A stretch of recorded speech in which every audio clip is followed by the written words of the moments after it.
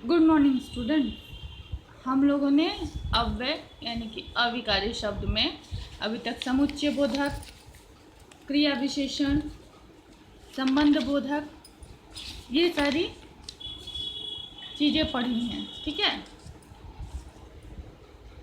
आज हम लोग पढ़ेंगे विस्मयादि बोधक। तो वे अव्यय यानी वे अविकारी शब्द जो आश्चर्य, खुशी, घृणा, शोक, चेतावनी, ये सारे भावों को व्यक्त करता है, अर्थात इन सारे भावों को व्यक्त करने के लिए जिन शब्दों का हम लोग प्रयोग करते हैं वे विस्मयादिबोधक शब्द कहलाते हैं। ठीक है, साथ इसकी परिभाषा क्या हुई? जो अव्यय शब्द आश्चर्य, खुशी, घृणा, शोक, चेतावनी आदि भावों को व्यक्त करते हैं वे विस्मयादिबोधक कहलाते हैं। जैसे वाह, धोनी ने 2-2 शतक जड़े। अरे, हमारी टीम श्रीलंका से कैसे हार गई। शाबाश, मुझे तुमसे यही आशा थी।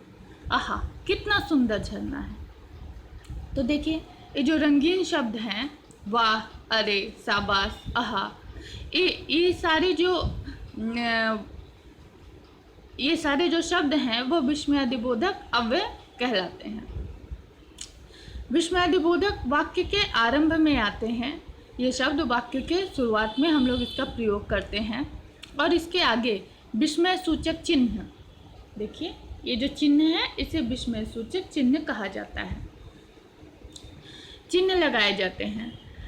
इन वाक्यों में विस्मय सूचक चिन्ह अंत में भी लगाए जाते हैं, लेकिन उसके बाद उसमें क्या होता है, जब हम लोग विस्मय सूचक चिन्ह, ये जो चिन्ह है ये जब हम लोग अंत में लगाएंगे तो यहाँ पर कॉमा का प्रयोग करेंगे। ठीक है, जैसे देखिए शाबाश, शाबाश के बाद कॉमा है, ऐसे ही सफलता प्राप्त करते रहो, तब विस्मयादिबोधक चिन्ह का प्रयोग किया गया है।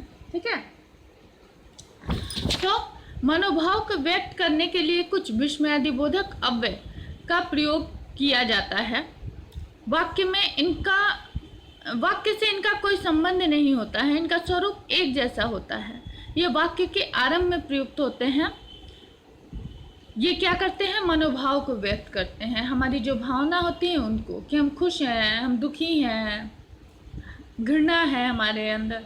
तो ये सारे भाव मन के भाव होते हैं ना, तो इन सारे भावों को ये अव्यय शब्द व्यक्त करते हैं। इनके साथ विस्मयादिबोधक चिन्ह लगाया जाता है। भाव क्या क्या होते हैं? प्रसन्नता के होते हैं, शोक के, चेतावनी के, स्वीकृति मतलब हामी भरना किसी चीज के लिए, आश्चर्य, घृणा, आशीर्वाद, संबोधन, ये सारे भाव होते हैं।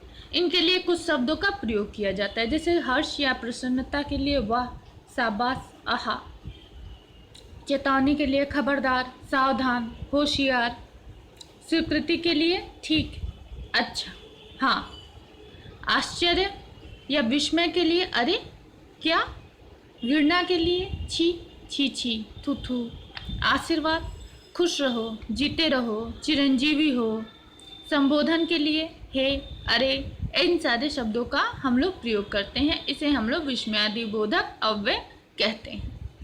जैसे बस निकल गई, यहाँ पर हम लोग क्या प्रयोग करेंगे इस वाक्य में? अरे, बस निकल गई, कल दादाजी और दादी जी भी आ रहे हैं। वाह, कल दादाजी और दादी जी भी आ रहे हैं।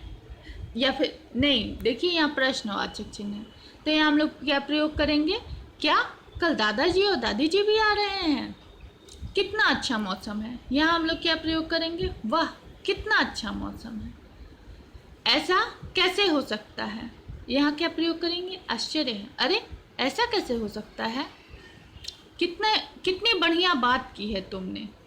यहाँ पर वाह, कितनी बढ़िया बात की है तुमने। ऐसे ही परिश्रम करते रहो। यहाँ पर किसी को हम लोग एप्रिशिएट कर रहे हैं, किसी को बोल रहे हैं कि तुमने बहुत अच्छा किया, ऐसे ही परिश्रम करते रहो, तो इससे क्या करेंगे? शाबाशी देंगे। तो बोलेंगे शाबाश, ऐसे ही परिश्रम करते रहो, तुम्हारे सिवा मेरा कौन है इस दुनिया में। यहाँ पर अरे तुम्हारे सिवा मेरा कौन है इस दुनिया में। ठीक है, इस तरह से हम लोग वाक्य को विस्मयादिबोधक अव्यय का प्रयोग करके वाक्य को पूरा करेंगे। तो जहाँ पर विस्मयादिबोधक विस्मय सूचक चिन्ह अंत में है, वहाँ पर जब हम लोग विस्मयादिबोधक अव्यय का प्रयोग करेंगे तो कॉमा लगाएंगे। जैसे कितना अच्छा मौसम है, आह, तो ये आह के बाद आहा, आहा के बाद हम लोग कॉमा लगाएंगे। ठीक है, आहा कितना अच्छा मौसम है। ठीक, वाक्यों में विस्मयादिबोधक अव्यय को रेखांकित करके उनमें व्यक्त माने भाव को लिखना है। यहाँ विस्मयादिबोधक शब्द जो है उसे हम लोग रेखांकित करेंगे। जैसे आह, हाय तुमने यह क्या कर दिया, तो हाय ये यहाँ पर क्या है, यहाँ पर शोक है, पीड़ा है। ठीक है, उसको लिखेंगे। सावधान, यहाँ चोर लुटेरे बहुत रहते हैं, तो यहाँ सावधान को रेखांकित करेंगे और यहाँ लिखेंगे चेतावनी। ठीक है, विस्मयादिबोधक अव्यय का अपने वाक्यों में प्रयोग करें। यहाँ पर कुछ विस्मयादिबोधक अव्यय दिए हुए हैं, इससे वाक्य बनाना है। अब हम लोग पढ़ेंगे निपात। निपात क्या होता है? निपात का प्रयोग, केवल निपात का प्रयोग नहीं होता है, क्योंकि उसका कोई अर्थ नहीं होता है। ऐसे अव्यय शब्द जो वाक्य में किसी पद पर विशेष बल देने के लिए प्रयुक्त किए जाते हैं वह निपात कहलाते हैं। ये निपात का प्रयोग हम लोग क्यों करते हैं? किसी शब्द पर जोर देने के लिए। वाक्य में जब शब्द का प्रयोग होता है तो वह पद कहलाता है। तो किसी पद पर अर्थात किसी शब्द पर विशेष बल देने के लिए हम लोग निपात का प्रयोग करते हैं। तो निपात क्या है? तो, ही, केवल, भर, भी, तक आदि। इसका अकेले में कोई अर्थ नहीं होता है। जब हम लोग इसे किसी शब्द के साथ जोड़ते हैं तब उस शब्द को बल दिया जाता है। संज्ञा, सर्वनाम, विशेषण आदि के साथ प्रयुक्त होकर ये वाक्य के अर्थ को प्रभावित करते हैं।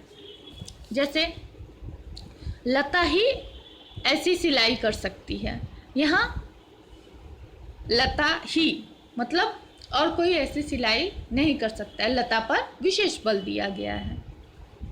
बहादुरी का कार्य शोभना ही कर सकता है, यहाँ शोभना पर विशेष बल देने के लिए ही का प्रयोग किया गया है।